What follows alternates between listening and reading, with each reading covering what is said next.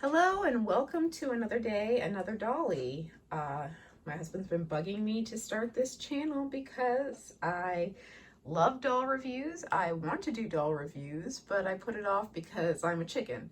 So this is to prove to myself and maybe a little bit to my husband that I'm not a chicken. Here we have the communication dolls for Miraculous Ladybug. They are fairly new. They've actually been in the UK for about 6 months, I want to say, since November. But recently they showed up on Amazon UK to ship to the US. And because I'm an impatient monster, I ripped them out of their boxes. I'll try to include some photos after the review. But here we have the new Cat Noir and Ladybug. Very exciting. They have brand new head and face sculpts. For the purposes of this review, I vote we dive into Ladybug first, being the main name mentioned in the title card. Though, let's be real, this Cat Noir is kind of serving. So here we have Ladybug in her brand new design. She has the standard articulation we have come to expect with these Playmates dolls. So she has the double hinged elbow, and she has, whoop, might work better if I unattach her yoga. She has the full stretch out at the side. Now, one thing you'll notice is you're not going to get as much flexibility with her new suit because it seems to be made of vinyl, so it wants to bounce back because there's not a lot of give. Like there's enough to dress her with, but I don't know if this material is going to hold up much over time. Her little communicator there, you can see she's calling Cat Noir. They did a very nice stock image of his face. This is actually somewhat, I didn't notice mine had a paint smudge. But this is sort of similar to the original Ladybug doll in that regard. She has her blue eyes, as always. Very pink lips this go around. Not sure how I feel about that. I felt like Marinette sort of was a more natural kind of girl, but it's on brand for some of the stuff they've done. Her eyes are different but cute. I really like the texture they've given to this suit. Not like how it actually feels, because it just feels like, you know, pleather, but the honeycomb look to sort of give it a look similar to the show, and they finally heard our prayers. There is no gap there at the ankle.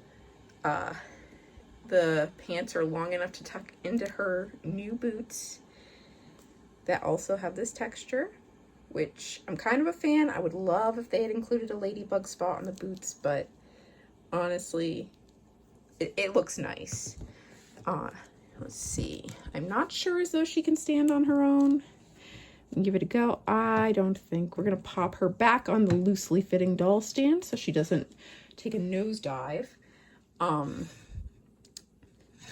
Now, I have to compare to her the a couple of the previous renditions. So we have the first ever Ladybug doll that we got. This is the Bandai one, 2015, 2016. I got her on eBay, so she might have a the incorrect hair ties, but everything else is pretty much as it would be. And see, her compact is a very similar design. The old one is bigger, but I feel like they were trying to sort of, you know, reference that, redo that in a way that made sense on scale. I think the flexibility of the old suit is better, but obviously we got a lot better articulation as Playmates took over the line. So can't be too mad at that. Let's see if we can stand her up back here to be our silent observer. And for comparison, we also have the original style. Well, I say original, but I know there were a few different varieties of hair and face molds as she was coming out. But this is, for all intents and purposes, the original Playmates Ladybug with her yo-yo at her hip here. She can also hold it, but this one is not in compact mode. It is similarly sized, which is nice. But one thing I especially, because obviously the faces are different, right, between Bandai and Playmates, but these two, let me get them in frame together. These two in particular, there's quite a difference.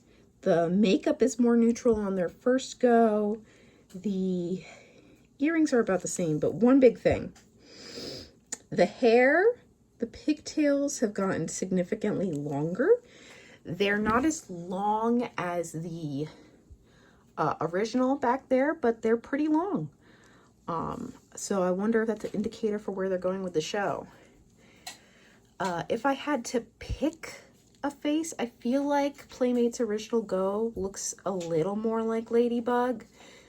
But that might just be my personal preference, because I thought when I saw stock images of the new one, I wouldn't like her as well, but she's really cute. She's grown on me. So we'll see when season 6 rolls around. Is this our new Marinette Ladybug? And just for fun, I have one more comparison to do. I'm gonna love looking at my fingers by the end of this. We have, with an ugly little stand, Marinette. So this was the Marinette that was a superhero secret Marinette. And obviously her eyes are similar to the other Playmates one.